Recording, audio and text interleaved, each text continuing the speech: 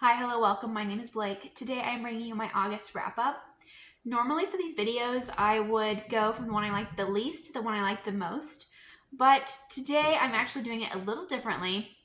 I managed to complete the rest of the Mistborn trilogy in the month of August, and I'm actually going to start with the Mistborn trilogy.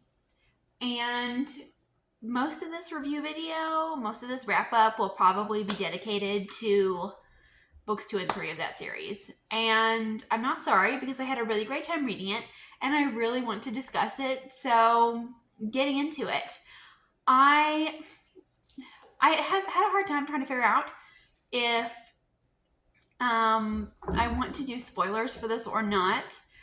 And I feel like everyone has read this, so I feel like it's okay to do spoilers. But I'm going to keep the spoilers to a minimum. And I read Mistborn: The Final Empire a couple of years ago, and I really enjoyed it. And I didn't feel the need to continue on as soon as I had finished, due to the fact that first of all, I feel like book 1 wraps up pretty well on its own. And also the fact that my favorite characters are Kelsier, the Lord Ruler, and Sazed. And given how book 1 ends, I wasn't sure that I was ready to continue on. So I never continued on until now. And I really enjoyed Mistborn: The Final Empire. I had a couple of complaints, but overall, I really enjoyed it. And one of my priority series for the year was finishing this trilogy. And I did manage to do that successfully. I am going to talk about the Well of Ascension first. And so in this trilogy, things are very dark, things are very bleak, and I love that. I love how each of these books seems like it feels darker than the one before. Like each book has its own issues and its own villains and its own struggles.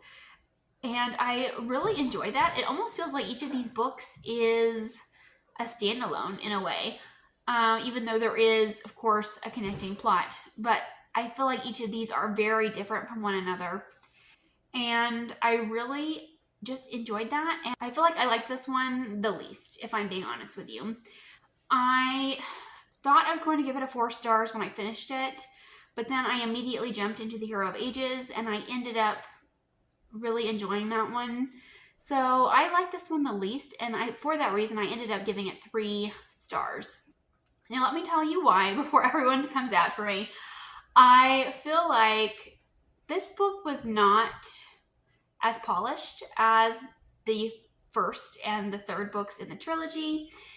I think that this one suffered from some middle book syndrome, as much as I hate to say it, right? I feel like this book, I enjoyed the beginning and I mostly enjoyed the end given what happens, and I'll go into that a little more detail later, but I feel like this book was very slow in the middle. I felt like it was very repetitive in a lot of aspects, so this book is very introspective. We're spending a lot of time kind of with our characters and their emotions, and we're spending a lot of time in their head.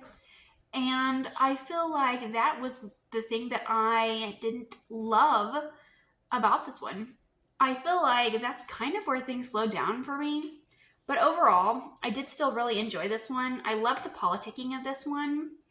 I loved the siege aspect. And I really some of these characters like really grew on me in this book. So in book 1, Final Empire, I was not a fan of Elend at all. Did not like him. And in this book, he really grew on me. I really liked seeing his internal struggle of being this king. You know, he is not strong. He doesn't have these abilities. Nobody wants him to be king. And everyone in this world, is talking about Kelsier and the Lord Ruler. Like, we have factions that still worship the Lord Ruler, and we have factions that have basically turned Kelsier into a god. And we have those elements in here, and nobody wants Ellen to rule, and he's trying his best to kind of take over, and he doesn't really want to be the ruler. You know, it's not really something that he ever thought he would do. It's not something that he really wanted. And we see kind of like that internal struggle where he is trying to live up to these expectations that are impossible to reach. And we also see Vin's internal struggles a lot in this one. People, again, with Kelsier, and she had a very complicated relationship with Kelsier.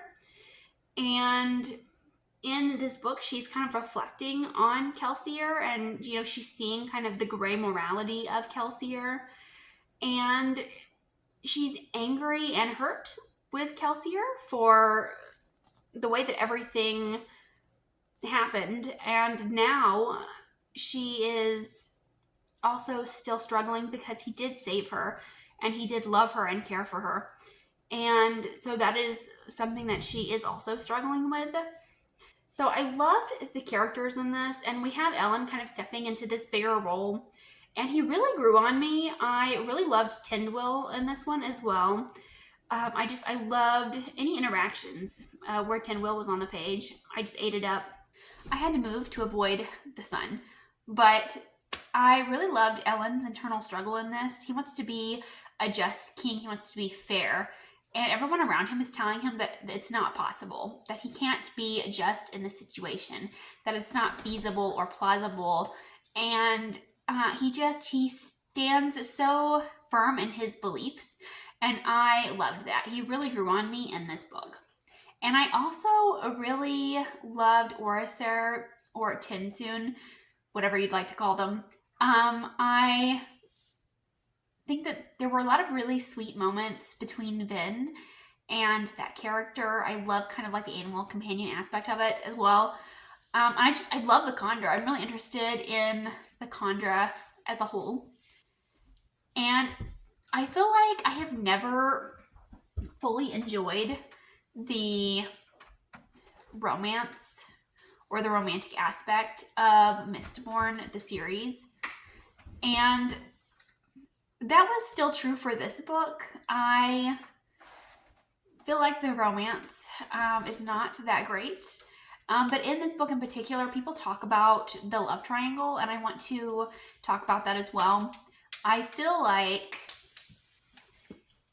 I wouldn't call it a love triangle personally. I feel like these characters are drawn to each other for very different reasons, and I don't think those are romantic reasons. I didn't feel a scrap of romance between them, so I personally wouldn't call it a love triangle. I did really love the Zane storyline. So the idea that there is a god in his head telling him to kill everyone, that was so interesting to me, and I wanted to see more of it, and we didn't get it. And I was sad. I felt like his plot line was a bit wasted. And as for the end of this book, we've got to talk about that moment. So we are at the well, and someone gains power, and I was not happy about that.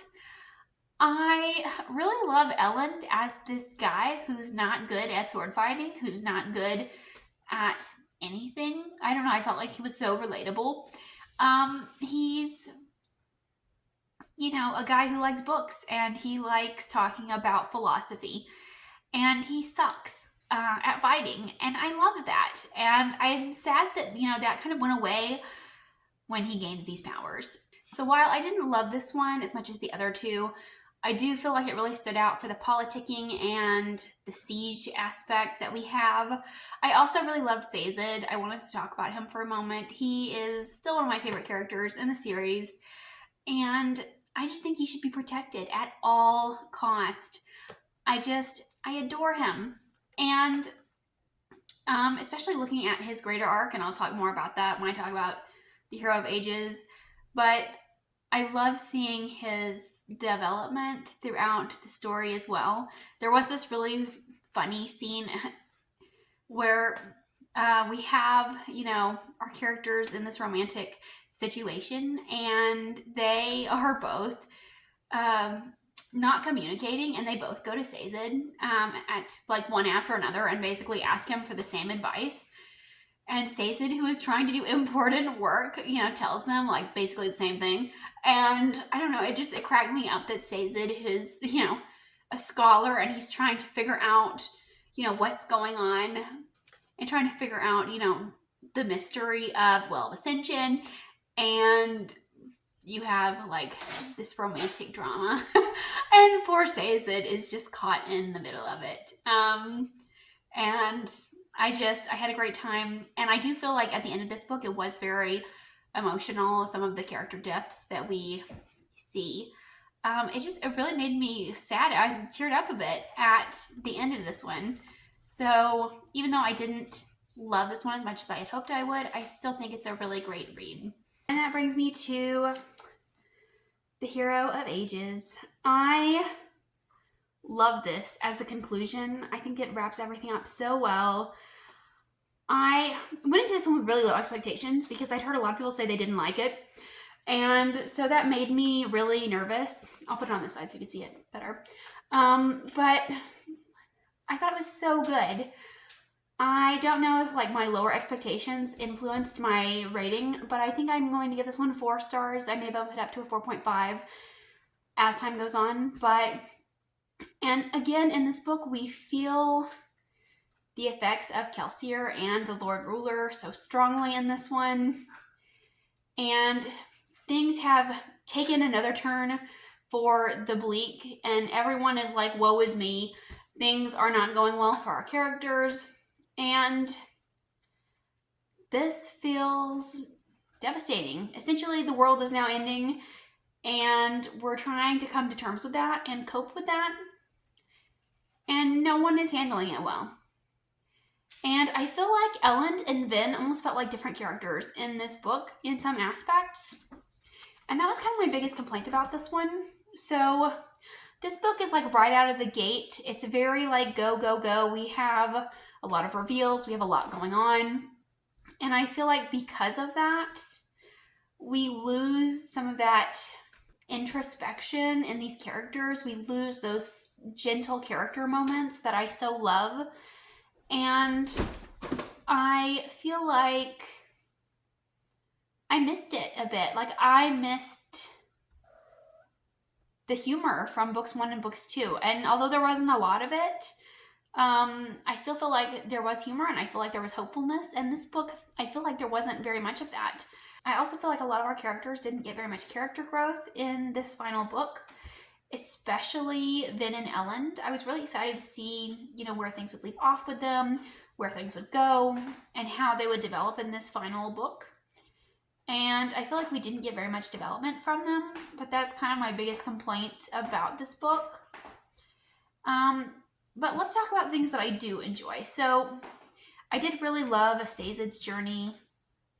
Seeing that he has depression, I thought that was really well done. And he's trying to find meaning, and he is trying to find like a true religion. And he is trying to find a religion that he can prove exists, which I feel like is completely counterintuitive for religion, because I think the whole point is to have faith. And I feel like Sazed, better than anyone, would know that. But I did like his progression, and I wouldn't call it growth necessarily, but growth is not linear, and I do love where Sazed ended up. I really loved the end of this book and how everything turned out for the characters. And I feel like I was surprised that Sanderson did that. But I found it, I feel like that's like the only way it could have ended, I think. But I did love that. I also really love the Chandra aspect of this one. We had so many reveals. Getting back to where I feel like Vin and Elend really weren't themselves in some aspects of this book. I feel like in this book we can kind of see where the Lord Ruler became this tyrannical ruler. We can see where he went evil. Like maybe he had good intentions in the beginning, but because he was placed in such a dire situation, he became this evil ruler. And, you know, seeing Ellen struggle with that, I thought was really good, was well done. But at the same time, like, I feel like Ellen wouldn't have made some of those choices that he made. And another character that I want to talk about is Spook, because I did really like his character growth in this trilogy, and it makes me sad when I realized this. Like, once I finished it, I was like, wow, Spook had some really great character growth. And Spook is one of those characters that kind of surprised me. He kind of came up out of nowhere. He's one of those characters that I feel like when he's not on the page, I forget about him. I forget about his existence. And Bodhi is whining because he wants to go outside. Even though he just went outside. You've already been potty. Why are you crying? And I feel like the crew members also forgot about Spook a lot of the times. And then in this book, we see this amazing character growth, and he contributed a lot to the plot of the story, I think. I feel like I could continue talking about these books for a long time, but I won't. I think I'll end it here. I feel like everyone has already talked about the series at length. I do have one question, though. Did you guys guess the Hero of Ages?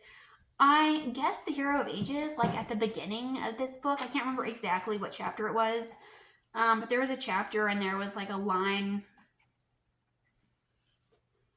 above the chapter, and I realized who it was. And like I don't know if I'm late to the party. Like I feel like it was really obvious. Like once I figured it out, and I was like, oh, there were so many moments of foreshadowing that it was this person. And I feel like the series has a lot of rereadability. So like if I ever went back to reread it, I'm sure I would notice and realize new things the second time around. But overall, I gave book 2, The Well of Ascension, 3 stars. And I gave this one 4 stars. And that's kind of where I'm at right now. But let me talk about the other books that I read. Next up, I want to talk about The Prison Healer by Lynette Nani. And this is a YA fantasy series. We follow Kiva.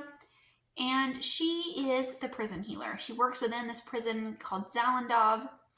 And she takes care of the inmates there. And she has been in this prison since childhood. And her family has been writing letters to her and telling her to, hang tight, that we will come rescue you. But one day, a woman comes in and she's on death's door, and she has a letter in her clothes, and it says that this woman is the rebel queen, and that Kiva needs to keep her alive. Her family says that they are coming, and this rebel queen is being forced to go on trial. And she is in no state to do so. So Kiva takes on the trial herself in an attempt to keep herself and the queen alive long enough for her family to rescue her. So what is so great about this series is that it takes place in a singular setting. This entire book takes place in Zalandov, in this prison. And we have a very limited cast of characters. And I really like kind of like the aspect of how the information is presented to us in the story, because Kiva came to this prison at a really young age. She was 7 when she was forced into this prison, and there is this aspect of, does Kiva really know what's going on in the outside world? Does Kiva have her history right? Because she was a kid when she came in, and everything that she knows is based on rumors or speculation. She and the other prisoners don't really know what's going on outside of the prison. There is some type of rebel movement going on, but nobody really knows what exactly is going on. And she is forced into a position where she has to kind of be the watchdog for the warden of this prison, even though she doesn't want to be. and he says if she's not useful, she will be dead. So she's in this sticky situation where she kind of has to report it back to the warden, but everyone is aware that she is kind of the warden's spy. So we have that aspect, and she is, really struggling with the morality of that as well. And I do like that aspect. And I thought that this was just going to be a run-of-the-mill YA story, but I feel like the last 25% of this is setting it up to go in a different direction for the rest of the trilogy, and I became really interested in it. I bumped my rating up from a 3 to a 3.5 after that ending. So I am really looking forward to continuing on. This is a book that does have trials. So if you don't like trials, I don't think you're going to like this one, because the trials are very heavily centered in the story. I do think it has a slow start. It is a bit slow going. The next one I have is Soulgazer by Maggie Rapier, and I did not like this one at all, unfortunately. This is a new release. I gave this one 2 stars. I think this book has almost a 4-star average on Goodreads, so I'm definitely in the minority here. This is definitely an unpopular opinion, but I really did not get the hype for this one. This is supposed to be a pirate romantasy, and it did not deliver on the pirates, the romance, or the fantasy. I was basically confused from page 1, like right out of the gate. So it starts out in some type of festival scene, and the scene is obviously important, but we didn't really get any background information for anything that was going on in this world. The world building, the magic was lacking. Our main character is supposed to be someone who has this really violent magic that can kill people, but like it never tells us what that magic is or what it does. And then this pirate tells our main girl that her magic is supposed to lead him to this hidden island, to this hidden treasure or whatever. And like that was never explained either. So what was going on? I'm not really sure. Also, the writing was super flowery, and I feel like a lot of the times it just got lost in descriptions. Like it was saying pretty things, but I don't think those pretty things actually meant anything. And I was pretty disappointed by the pirate aspect in this. I really wanted a pirate read for August, and the pirates were not giving pirates. I was wanting like a Captain Jack Sparrow, or like, a Captain Hook from Once Upon a Time. This pirate, this man, Wolf, he didn't even name his pirate ship, which I feel like is a cardinal sin amongst pirates. If you're a pirate, you must name your pirate ship, right? I know that's like a weird nitpick to have, but like I kept thinking about it. Like through the entire book, I was like, this man claims to be a pirate and he didn't even name his ship. I feel like there was no romantic connection between them either. And I feel like most of the book was really slow, like just really slow going. It felt kind of like scenes were kind of just like stitched together. And then we get to the end, and I feel like everything is super rushed through the grand finale. And I left the book feeling really underwhelmed. And I had to read pages multiple times to like figure out what was going on. And I'm still not sure I know what's going on. But that's just me. Unpopular opinion, obviously. Let me know if you've read it. I'd be curious. And that is a great way to segue into my favorite read of the year, and that is Bonesmith by Nikki Palpretto. In this book, we follow Ren, who is a bonesmith, and she is tasked with protecting the population from evil spirits. And one day, she brings dishonor onto her family, and she is kicked out of the Bonehouse Order. And she is forced to go to the Breach, which is a severely haunted area of the land. And she is basically serving out her time here. And she's trying to get noticed so that she can get back in the good graces of the Bonehouse. And one day a prince comes to the Breach and he is kidnapped. So Ren sees this as an opportunity to save the prince and kind of restore her honor. So she goes after him, and along the way she runs into someone who kidnapped him. And so she teams up with this kidnapper to save the prince. And that is kind of the setup for this one. I really enjoyed this one. I loved the magic. I loved the world building. Nikki Palpretto does not disappoint. I would say this is a YA fantasy, but I think that you could still enjoy this if you are an adult fantasy fan. The world building is incredible. Nikki Palpretto always does a great job delivering on world building. It is really info dumpy, I will say, so if you don't like info dumps, I don't know that you're going to enjoy those aspects of this book. But I feel like it was a great read coming into the fall, and I love all of kind of the rules and limitations of the Bonesmiths. I absolutely want to be one. I would love to join the Bone Order. But we have 3 POVs: Ren, the kidnapper named Julian, and the prince, whose name is Leo. And from these 3 POVs, we see that there is something a lot bigger going on here than what we initially thought. And we start getting involved in the politics of this world, and we really start, kind of questioning who is really right in the history of this nation, who is writing history, And I loved that element of the story. And I will say there is a bit of a very minor romantic subplot, but I still enjoyed it, and I think that if you don't like romance, I think that you could still enjoy it as well. And I'm really just looking forward to reading the sequel. I think this is severely underrated. I haven't seen very many people talk about it. I loved the kind of the different orders and the different houses, and we haven't even seen all of them. We haven't really interacted with very many of them, but I've loved seeing kind of like this magic that they all share. And I also really liked our characters. Ren is very arrogant, very stubborn. She's very reckless. And I feel like normally that would bother me. But she's also really fearless. And she is 100% aware that she has these bad traits. And she just owns it. And I loved that. I loved Ren. And I loved reading from her perspective. She was a lot of fun. I had a great time reading this one. I flew through it. I'm so excited to get to the second one. I am just really thrilled that I picked this one up because I had really low expectations and it ended up being one of my favorite reads of the year. But those are all of the books that I read in August. Let me know what you read this month.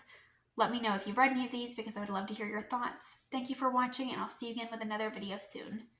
Bye.